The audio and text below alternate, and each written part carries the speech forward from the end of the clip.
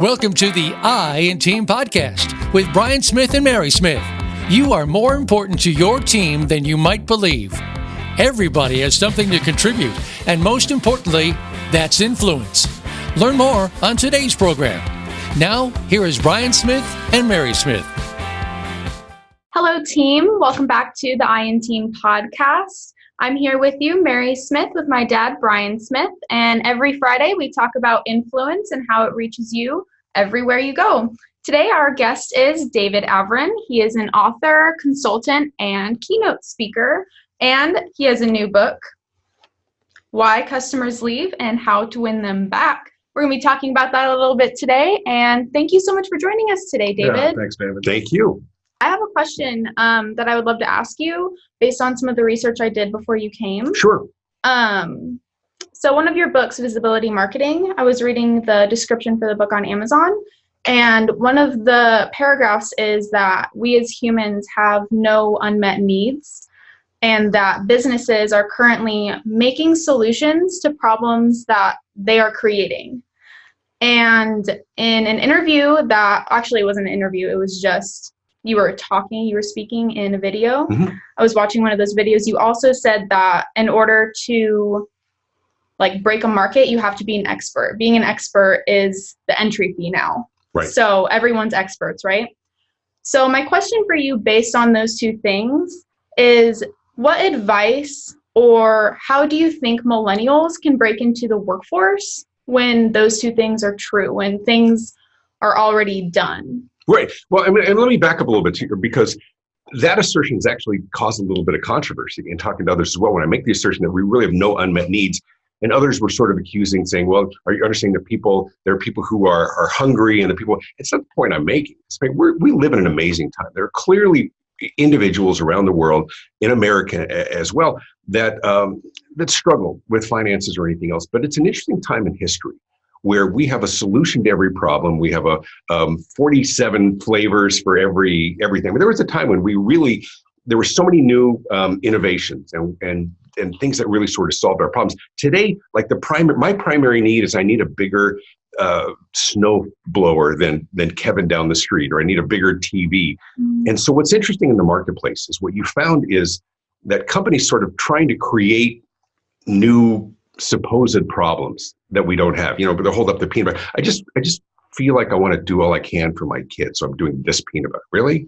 There's not a company, for people listening right now, there's not a company out there that couldn't disappear from the face of the earth. Despite some very sad family members and employees, the marketplace would be fine because we have so many other choices. Right. So what we see is a lot of entries into the marketplace of things like Fit vegetable spray. Have you seen these commercials? You're supposed to spray this on vegetables because apparently we're not getting them clean enough. And you know what? Not buying it. It's funny because that's just vinegar and water. That's all it is. Right. You just soak those things in vinegar and water and you're fine. But they're creating a product that supposedly we need to spray this on. I'm not buying it literally, figuratively. There's a solution looking for a problem. I wasn't going, you know what? My life is good. I just cannot get these vegetables clean enough. It's not really an issue. So you're trying to see people, you see a lot of companies sort of looking for those innovations.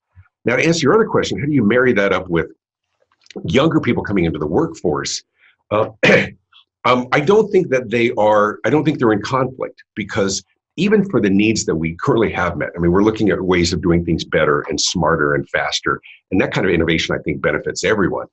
And there is nobody in the world who is more flexible, comfortable with change, comfortable with technology than this emerging generation. And for those of us like your dad and I, who've been in business for a long time, us old guys, we're looking at this generation of smart, open, wise, open for anything. The world is, at your feet.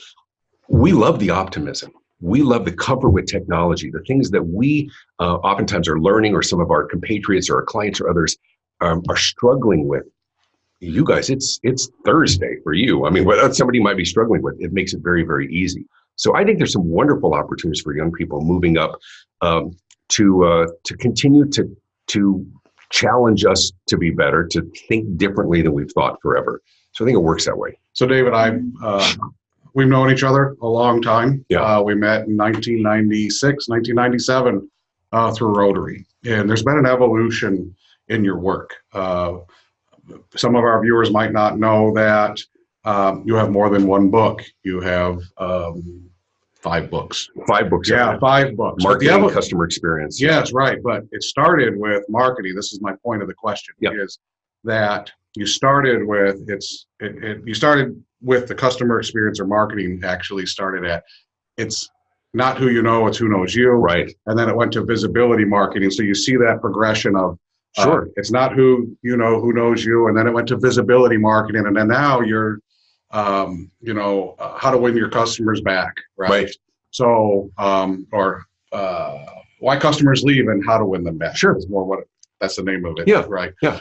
The question is you've seen this evolution from got to get visible, which still is there, right, to this whole new customer experience. You've got this new initiative out, the customer experience, and talk about the difference between customer service and customer experience. Sure. And share with us your evolution, how you started and brought us to where you are today.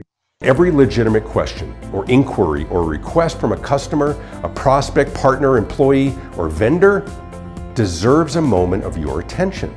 For my background was, as you said, it was in marketing. So I spent 20 plus years. I had a marketing firm. We did work for Boston Market and others as well. So I was one of those crazy young people who was optimistic, started a marketing firm having never worked for a marketing firm. So I learned a lot in that. But the early part was really about visibility. And of course, the market has changed because we have all these new techniques and strategies with social media, internet. I mean, when I started, we didn't have the internet. So I was one of those people very early on who was actually able to register my own name. So I own Avrin.com. So I actually own my own last name. It's crazy because the earliest days. But there were a lot of people even in our industry saying, this is going to be the future online. There was a lot of question whether, but everything was about how do we create visibility? Your biggest challenge in business isn't your competitors. It's anonymity.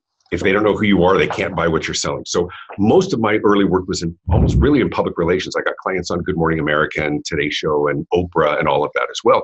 So really acted as a publicist. That world has changed significantly. The amount of magazines, and I mean, our focus was on TV and magazines and things that, I mean, my first book, It's Not Who You Know, It's Who Knows You. I had a whole chapter and I talked a lot about MySpace. And so when they all sold out and I updated the book, that was gone. Every time I mentioned Paris Hilton, I just replaced it with Kim Kardashian, and all of a sudden it's updated.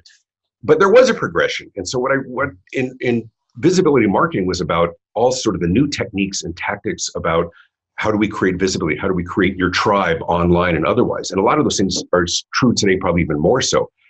But the evolution of my business, and for those listening who don't know more about me, I speak for a living. I speak and I consult on marketing and customer experience. And I had spent decades helping companies get visibility, drive traffic, drive customers, only to find out that too often they were pissing them off, pardon the language. I mean, they were frustrating customers. And I'm like, I have no role in this. I can bring you one customer one time, and I can bring you another customer one time. And at that point, you better be good at what you do. And what I was finding more and more was conversations with clients and customers and others. It didn't work because we weren't able to. I'm like, I had no role in that. So I went about doing some research about the title of my book, which was the genesis for the title, which is Why Customers Leave. You know how frustrated you can get when you can't get a return call or an email message goes unanswered. Why do you think your customers will feel any differently? And so that grew into a keynote, it grew into a book, it grew into consulting exercises and everything else. And it's been fascinating how it has been received because even for those of us who are in business and business people, we're also consumers, right? Our primary role in this economy is as a consumer. We're shopping at Walmart like everybody else. We're at Costco, we're buying TVs and we're buying whatever else.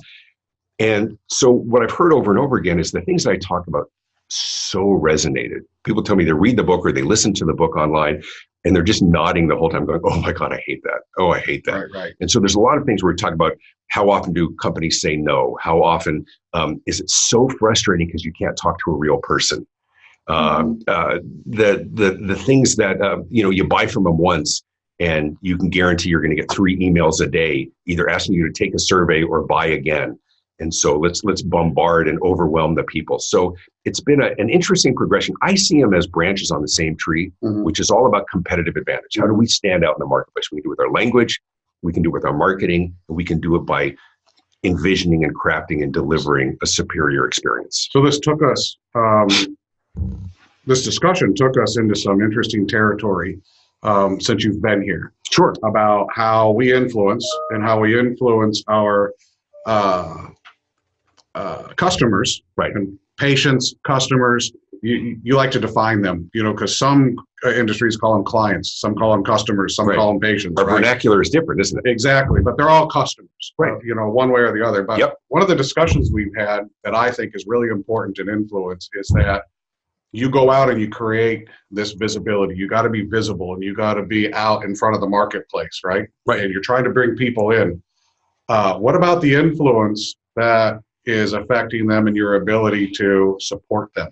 You open up the funnel and you have all these people coming in, right? Because the internet's opened up and all these new marketing ways, but you're not ready. You're not ready to service them, right? And now, how do you get them back when you have poor customer service? And the customer experience isn't anything to do with the actual customer service department, but it's operational, or it's a communication issue on the backside during operations. Yeah, and I got to go back to your question before, because it leads into this when you talk about sort of the difference between customer service and customer experience. Customer service, I think we get that. I think we get service we've been talking about this for 30 years. How do you treat people well? Doesn't mean everybody's good at it, but I think everybody understands what they're supposed to do. The customer experience is really a whole new genre that I think organizations are understanding more and more. I think a lot of people think it's just a natural progression from customer service, sort of like marketing became branding, customer service became customer experience, as if it's just a vernacular change. And it's not. It's really recognizing that how our customers do business with us at every point of contact along their journey plays a significant role in whether they're going to want to do business with us again. And so as you were talking about sort of the structural things, these companies are very good. Most people got in business because they were really good at something. Right, the E-Myth, right? Right, the E-Myth, right? They were very good at baking pies. They were very good at creating technology. But it doesn't mean that they have the expertise of building a business around that and a sustainable business around that. So as you and I were talking yesterday, we had this great conversation because the work that you do in helping organizations create structure and leadership and processes that support the vision of what it is that they do. I help them create visibility and make sure that they're engaging the customer. And any one of those elements, any one of those pillars, if you will, that you fall short of, it can topple an organization. And so, or at least constrain them in terms of the kind of growth. And so what we're seeing a lot, and I think for those who are listening or watching this, I think many of them will be able to identify with this, is that there's certain parts of their business they're really good at. But then there's other parts that they struggle. There's a danger. I can help them drive a tremendous amount of traffic. The question is, are they ready for it? Do they have the internal processes to handle it? Do they have enough customer support staff to handle the orders?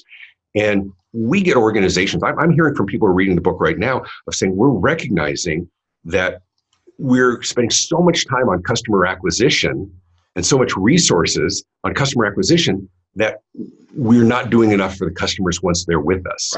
Right? They get handed off from the salesperson who's built this wonderful relationship, and now it's the account manager. You think, like, I've been dating this person, I've agreed to get married, now you just handed me off to sister wife or something else. But you weren't the one I had the relationship with. And then we bleed 30% of our people, or our customers, year over year. So what's really important, and I love our discussions together, is how do we make sure that we fortify and bolster organizations on every level so that everything supports everything, because everything is connected, and any of those things can derail a company. Right.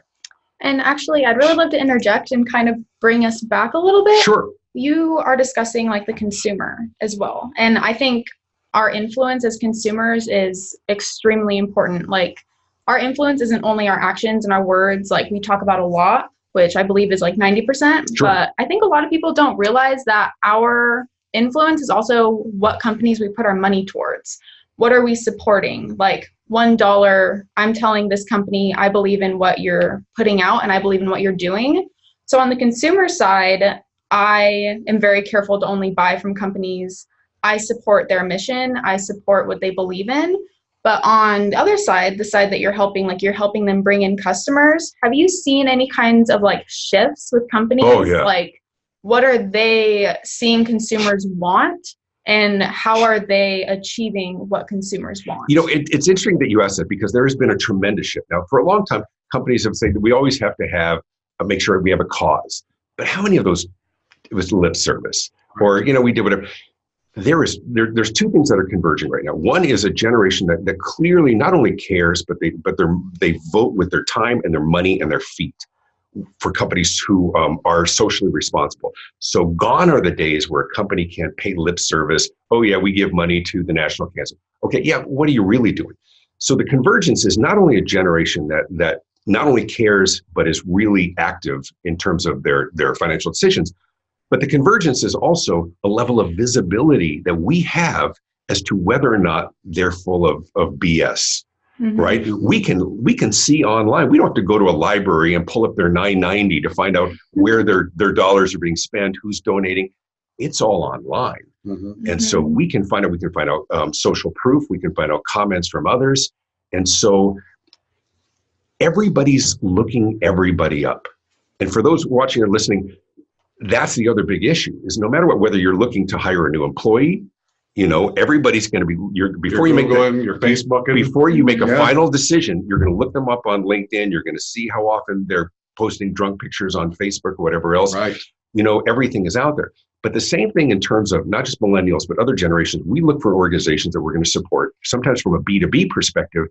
Companies just want to make sure that there's no risk that they're going to support an organization where something bad's going to come out and their name's going to be tied to it. I'll give you something interesting. I did some work, I speak across the country and around the world, and I work with different organizations. So I worked with an organization. I'm not allowed to say who they are because I signed something. Let's just say they produce motorized bicycles somewhere in the Milwaukee area. Let's just say that. But have to sign I had to sign something that says that I'm not allowed to say that I worked with them specifically. I'm not allowed to use their name. Right. And not because there was anything about me. Anybody they work with, they will not allow them to tie their name to this iconic brand because something may come out. Exactly. Remember with Jared and Subway. That's right. Right. Forever will be connected to that. Yeah. So Mary, I'm glad you brought that up, because it's incredibly important for organizations to not only be socially responsible, but to make sure that they're authentic in doing so, and that they're very creative in how they communicate the work that they're doing. There's an interesting sort of a calculus when it comes to organizational sponsorships, that it's basically $1 for $1. Like, you have to spend as much money promoting the good work that you do as doing the work itself for it to be successful. I know with your organization, you sponsor NASCAR, one of the cars, and that whatever the cost of that for the companies who do very well in that space, they may spend $1 million on the sponsorship, but they're going to spend another $1 million on hospitality and the tent and bringing in the clients. And it's almost $1 for $1. There was a lot of controversy years ago that R.J. Reynolds, tobacco company, had spent, I don't want to get this wrong, but like 3 to 5 times as much promoting that they had done charitable work than the actual charitable work that they had done. Right. Today, that would be very, very visible. Yeah. So it's incredibly important.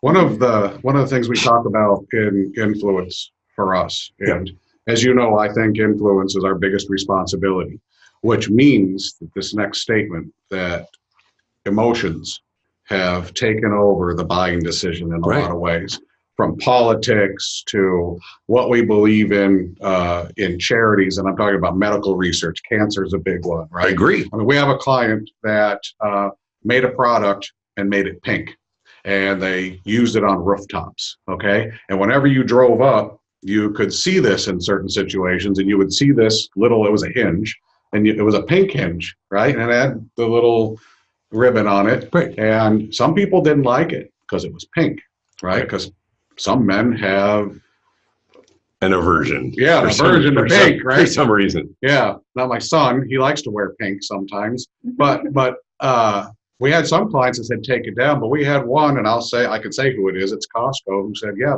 every rooftop that we use your product, put that pink hinge on. So it was interesting to hear from one organization say no to another organization say yes. And at the end of the day, it was driven by emotion. And are you seeing that in when you're out speaking Yeah. and writing, that emotion is swaying more than it has in the past? No, honestly, I think it's just more of a recognition. I think it's always been that way. There's a well-known adage that says we make decisions emotionally and we justify them intellectually. And that's not to say that we're overly emotional. It's that we buy for one basic reason, because we want to, right? And then we'll justify what was the right price. But honestly, we buy things because we want to. And we'll justify and we'll find facts and figures and features and benefits that we'll say, this is why it was a smart decision. But at the end of the day, we want it, right? Doesn't mean that we were like, oh my God, that's such a great TV. That may be a part of it. But even when there's choices of who we're going to work with in financial services, who we're going to work with, at the end of the day, I want to, whether I feel a connection that makes me want to, whether I like the color that makes me want to. So our job as business owners, in terms of influence, is to help people like us more. And it's not, and that is not touchy-feely. That is not soft. That is tangible. It is a recognition. And I think it's not necessarily just a growth. I think the growth is in the recognition that that's what influences people to buy. Right. Now, oftentimes it depends on the industry. Influence comes in, if we're looking for financial services, what's the emotion? The emotion is, I want to feel safe and secure. This is my financial future. This is my family. This is all of this as well.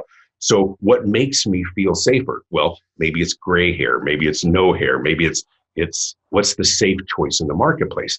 But it's different for somebody else. I mean, if I'm building a $140 million skyscraper, I want to make the safe choice, right? What's the safe choice? The safe choice is a company that's been around for 100 years. We built a third of the skyline. We may not be sexy. It's the old line that you and I remember, which is no one ever got fired for hiring IBM, right? Right. They may not be flashy, but they're safe. Well, if I'm buying technology, I don't want the oldest technology company. My criteria is very different. Yeah. I don't say like we made slide projectors before Hewlett met Packard in third grade. No, you get a company that's been around for 5 years. There were technology, something, these young millennials who are incredible new. That makes us feel safe there. Right. That's the emotion. Right. And so influence, which is I know so much of what you work on. Influence comes from a couple of different ways. First and foremost, you have to be. I like the line that says if you want to be well known, you have to be well known for something. Yes. That you have to be better or smarter or faster or more innovative or something. Competency used to rule the day. Today, it's table stakes. Yeah. Being good at what you do is the entry fee. Yeah. So first, I think in terms of influence, you have to be better at something. You have to accomplish something. And then the other part is visibility. Do you have a tribe? Do you have a marketplace? If you're going to get a book deal, you having influence means, okay, how big is your audience? Right. How many people do you speak to every year? How many Twitter followers do you have? Exactly right. All this stuff is incredibly important to them. That means in their mind, you have influence. Yes. Now, the challenge for some of us who are older is that we see people today who have great influence for no reason, whether it's empty Kardashian but that shows you the power of influence, doesn't it? Yeah, absolutely. So, I mean, influence it can be reach. It could be reach, right. And it could be petty. It could have no tangible meaning to people's lives every day other than it makes them feel good. Right. And that's it. That's the value. Right. And for us, we may be dismissive, but there's real tangible dollar values. There's a reason why somebody will sponsor this YouTube star. And my daughter, and I love that we have opportunities to work with our brilliant kids. She was in LA working for DreamWorks for 3 or 4 years on their YouTube channel. Yes. And everything is driven by metrics. Engagement, followers, links, because they can monetize that, because that's tangible. That's the other big change. Is there was the old line in marketing that we said for 30 years is that people would say, I know I'm wasting half of my marketing dollars. I just don't know which half. Today, they know, because we have the data. We know what works, what doesn't. That's what Google and YouTube are all built on. Right. It's built on tangible analytics. You want to reach this market, use these words. Here's how many clicks. Here's what it's going to cost. Gone are the days where we throw, and why there's been a big shift in dollars, where we used to throw all these big money to TV advertising. And we have no idea. Well, we might have an idea because somebody had a Nielsen box back in the day. Right. Now they have an idea. They'll do the day plus 3. So how many people watch it on DVR and things like that. Right. Absolutely. Yeah. But still, how many of those translated into actual purchases? Is harder and harder, but big data today is allowing us to connect all of those. So influence, oftentimes the dollars are shifting to things that they can actually count. Yes. You can look at page views. The analytics really matter. If you can't measure it, you can't manage it. Exactly right. And that's an old adage. And that's an old our world. Right. And it's even more more relevant today. Yeah. So, well, good. Well, David, do me a favor and share with everybody how they can reach out to you, how they can view and get to know you as a speaker, and where they can find your books and which books they can find. So absolutely. Well, thanks for the opportunity for that. The website is visibilityinternational.com. You can learn more about me and what it is that I do. I speak across the country, around the world, I think like 24 countries now. I speak and I consult, and my real focus today is on customer experience, helping organizations recognize at every point of contact how they can better engage, be memorable, be more human, and promotable, to create that army of ambassadors and everything else. Visibilityinternational.com. My newest book is called Why Customers Leave and How to Win Them Back. One for us? We can show you. I do. Just grab that. We can show it to the camera. It's on Kindle. It's on hardback. It is on audio book as well. There you go. Why Customers Leave. And it's a great book. I am honored, but I'm actually in the front of this book. I have a little blurb. You do have a little, because I got to pre-read it, and everybody at IA has a copy. So, and I think they surprised David yesterday. Some of them talked about it. And, Mary actually pulled a question out of it. So we're absorbing the customer experience. I appreciate that. If you want to watch like a brief video or clips, just go to YouTube and search my name, David Avrin. That's what we do. Yeah. Yeah. So thank you. Hey, absolutely. Thanks. It's great to be here. And any opportunity we have to connect, you're one of the most brilliant people as I suck up just a little bit and clear the apple falls not far from the tree. Yeah, I am blessed to work with Mary, being my daughter, and the work we do together is inspiring to me and hopefully to others. Yeah. So I thank you for joining us. Wait for us for next week. And we're going to have a new exciting guest. Watch for the updates. And remember, every Friday about noon, the podcast comes out, the IN Team podcast. And visit us online at theinteam.com or at iabusinessadvisors.com. And our book is still available at Amazon. Individual Advantages. Find the IN Team. Learn your influence. It's the most important thing and the biggest responsibility that you have. Great podcast. Subscribe. Yeah, subscribe. Click subscribe. Yeah, subscribe, please. Thank you.